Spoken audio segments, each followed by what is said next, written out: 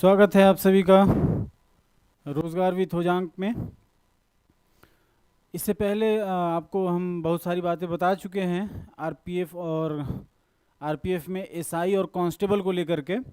अभी ये जो हमारा सेशन है हम स्टार्ट करने जा रहे हैं, बल्कि कह सकते हैं शुभारंभ करने जा रहे हैं। किस चीज़ की?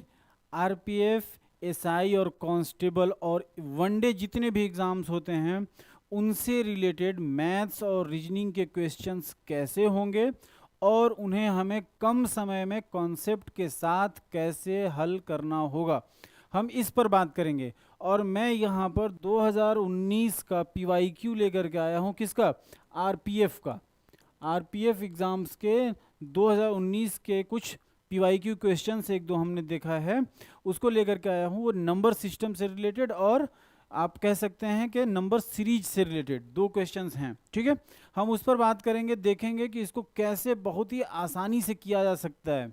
क्या मेथड होगा, क्या वो मेथड हर ट्रिक की तरह अलग अलग जगह होगा या एक ही साथ सारे काम करेंगे। तो हम बगैर देर किए हुए आइए स्टार्ट करते हैं पहले क्वेश्चन से। पहला क्वेश्चन ये है कि यदि किसी, ये 2019 में पूछा गया है, याद रखिए 2019 में ये क्वेश्चन पूछा गया है। क्वेश्चन क्या है कि यदि किसी संख्या के 1/4 और उसी संख्या के 1/6, यदि किसी संख्या के 1/4 और उसी संख्या के 1/6 के बीच का अंतर 3 है तो संख्या ज्ञात कीजिए। क्या है? उसके 1/6 कोई संख्या है, मान लेते हैं वो संख्या x है। इसी संख्या के 1/4 और इसी संख्या के 1/6 के बीच का अंतर 3 है। बात समझ में आई? मतलब अगर कोई भी संख्या आपने मान लिया कि ये संख्या x है तो इसका 1/4 कितना होगा? इस संख्या का 1/4, यही तो हुआ। और इसी संख्या का x का ही, इसी संख्या का 1/6, इन दोनों का अंतर 3 है। अंतर का मतलब कि बड़ी वाली संख्या में से छोटी संख्या को घटाया गया होगा, तो हमने घटा दिया। और ये दोनों का अंतर है कितना? वो 3 है। तो आपको क्या करना है, का मतलब क्या होता है? मैं ये मान के चलता हूं कि आपको नहीं पता है, तो मैं आपको बताता हूं। का मतलब होता है गुणा। का मतलब गुणा। तो x गुणते 1/4 माइनस x गुणते 1/6, ये कितना हुआ? 3 के बराबर हुआ। इसको हम कैसे करते हैं सॉल्व? 4 और 6 का हम क्या ले लेंगे? एलसीएम। कितना होगा? 24। तो 4 6 का 24 और 6 का इसमें मल्टीप्लाई करेंगे तो 6x माइनस 6 से डिवाइड करेंगे 6 से 24 को तो 4, और 4 का इसमें मल्टीप्लाई करेंगे तो 4x, और ये किसके बराबर है? 3। ये कितना हो जाएगा? 6x माइनस 4x होगा 2x अपॉन 24 बराबर 3। 2 से काट दिया, 12 हुआ। ठीक है, अब यहां से x इक्वल टू कितना होगा? इसको हमने तिर्यक गुणा कर दिया, 12 तिया 36। और x ही तो आपने वो संख्या मानी थी। क्या माना था आपने? कि x वो संख्या है जिसका 1/4 और उसका 1/6, उसी संख्या का 1/6, इन दोनों का अंतर कितना हो रहा था? 3 हो रहा था। तो आपने इसको सॉल्व किया तो x आपका मान कितना आया? x का मान आया 36। तो आप एक बार वेरीफाई कर लीजिए कि 36 का 1/4 कितना होगा? 9, और 36 का 1/6 कितना होगा? 6। इन दोनों का अंतर कितना है? 3। बात समझ में आई आपके? कैसे कर सकते हैं? इससे आसान और इससे बेसिक कॉन्सेप्ट किसी कोई हो ही नहीं सकता है।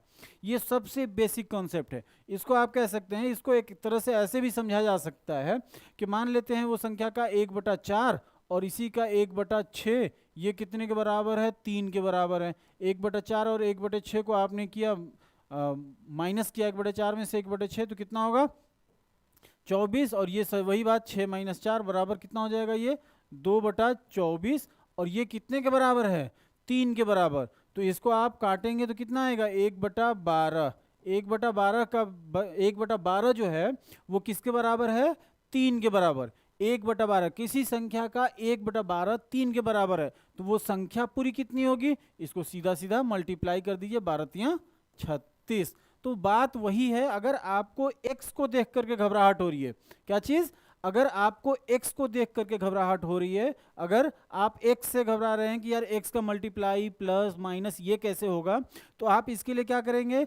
x को मत मानिए, सीधा मान लीजिए कि वो संख्या कोई है जिसका 1/4 अच्छा, आपको ये भी तो पता है ना कि उसी संख्या का 1/4 और उसी संख्या का 1/6, इसी का डिफरेंस निकालना है। तो मान लेते हैं कि उसी संख्या का 1/4, उसी संख्या का 1/6, एक जो भी संख्या है वो इसमें भी कॉमन है, इसमें भी कॉमन है, उसको हम हटा लेते हैं।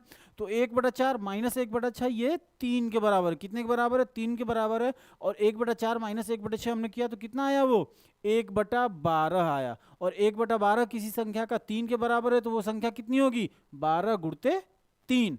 अगर यही आपसे कहा जाता आता आंसर आपका 3/12 3 के बराबर है, तो वो संख्या कितनी होती?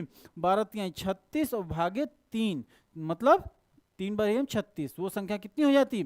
12 हो जाती। ये आपके समझ में आया? नहीं समझ में आया? एक बार फिर से समझिए इसको। अगर आपसे ये कहा जा रहा है कि किसी संख्या का 1/4 और उसी संख्या का 1/6, ये दोनों 3 के बराबर हैं, इनका डिफरेंस 3 के बराबर है, तो आपको क्या करना है कि इन दोनों को माइनस करने के लिए हम क्या करेंगे? इसका एलसीएम लेंगे।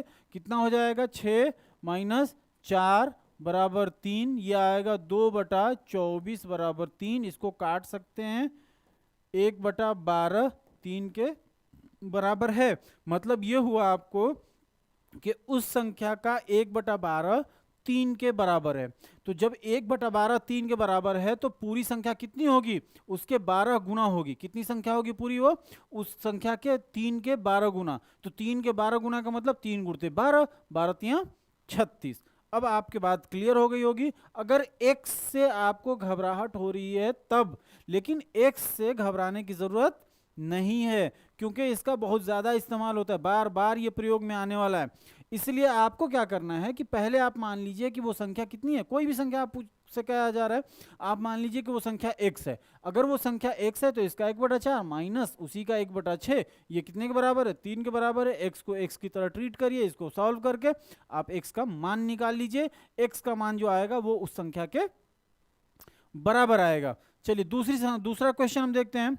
दूसरा क्वेश्चन इससे थोड़ा सा हट करके है, ये रीजनिंग का क्वेश्चन है। रीजनिंग में जो आपको दिया गया था नंबर सीरीज के क्वेश्चन, वो वाला क्वेश्चन है। क्या है क्वेश्चन में? कि कंप्लीट द सीरीज 75 63 52 42 33 और 25। तो यहाँ पर क्या आएगा? अगर एक आपके पास श्रृंखला दी गई है, अगर एक क्या है श्रृंखला दी गई है जिसमें लिखा गया है 75, 75 के बाद 63, 63 के बाद क्या है 63 के बाद 52, 52 के बाद 42, 42 के बाद 33, 33 के बाद 25। तो आपसे पूछा जा रहा है कि 25 के बाद वहां पर क्या आएगा। आपका इसका तरीका, सिंपल तरीका ये है कि आपको क्या करना है कि आपको ये पता करना है कि 75 से 63 कैसे आया होगा, 63 से 52 कैसे आएगा, 52 से 42, क्या जिस वजह से 52 से 42 आया है उसी रीजन से 42 से 33 भी आ रहा है, क्या उसी रीजन से 33 से 25 भी आ रहा है। तो आपको पहले रीजनिंग में क्या करना होता है? पहले आपको रीजन फाइंड करना होता है, कारण पता करना होता है कि किस कारण से एक संख्या से दूसरी संख्या आ रही है, वो कारण क्या है। जैसे ही आपको कारण पता चला आप उसी कारण से आगे बढ़ते जाएंगे। तो 75 से 63 आने के क्या कारण हो सकते हैं? हो सकता है कि कुछ प्लस या कुछ माइनस किया गया हो। 75 से 63 अगर आप करेंगे तो 75 से 63 कब होगा? जब 63 में 12 प्लस करेंगे, यही ना, यानी 75 से 63 जब होगा -12 करेंगे। 75 माइनस 12 तो कितना आएगा? 5 में से 2 3, 7 में से 1 6, 63। ये बात सही है कि -12। तो 63 से 52 कैसे आएगा? 63 और 52 देखो कितना हो रहा है, ये 11 माइनस हो रहा है, तो -11। इसका मतलब -12 -11, तो यहाँ पर -10 आना चाहिए। देख लो 52 में से -10 किया तुमने तो 42, और अगर यहाँ -10 हो गया तो यहाँ पर क्या आना चाहिए? -9 आना चाहिए। तो 42 -9 करके देख लो कितना आ रहा है? 33। और अगर यहाँ -9 है तो नेक्स्ट क्या आना चाहिए? -8 आना चाहिए। अगर 33 में से 8 आपने माइनस किया, घटाया, तो 25 आ रहा है। तो एक क्रम आपके पास बन रहा है, एक सीरीज, एक श्रृंखला बन रही है, एक क्रम बनता हुआ दिख रहा है कि पहले वाली संख्या में से दूसरे संख्या का अंतर -12 है, दूसरे में से तीसरे का अंतर -11 है, तीसरे से चौथे का अंतर -10, -9, -8। तो यहाँ जो आने वाली संख्या है उसका अंतर कितना होना चाहिए? -7 होना चाहिए। कितना होना चाहिए उसका अंतर? -7 होना चाहिए। समझ में आ रहा है कि नहीं आप लोगों को? अगर नहीं आ रहा है तो फिर से एक बार समझिए। आपको इसमें क्या करना होता है कि सिंपली आपको कोई भी चीज माइनस, गुणा, भाग, प्लस, तीनों में चारों में से कुछ भी एक चीज हो रहा होगा, वही आपको कारण फाइंड करना होता है कि किस कारण से एक संख्या से दूसरी संख्या लिखी गई है। जो तीसरी संख्या है वो दूसरी संख्या से या पहली संख्या से किस कारण से जुड़ी हुई है, चौथी संख्या पहली, दूसरी, तीसरी किसी भी संख्या से किस कारण से जुड़ी हुई है। वही कारण जब आपको पता लगेगा तभी आप बता सकते हैं कि इसका आंसर क्या आएगा।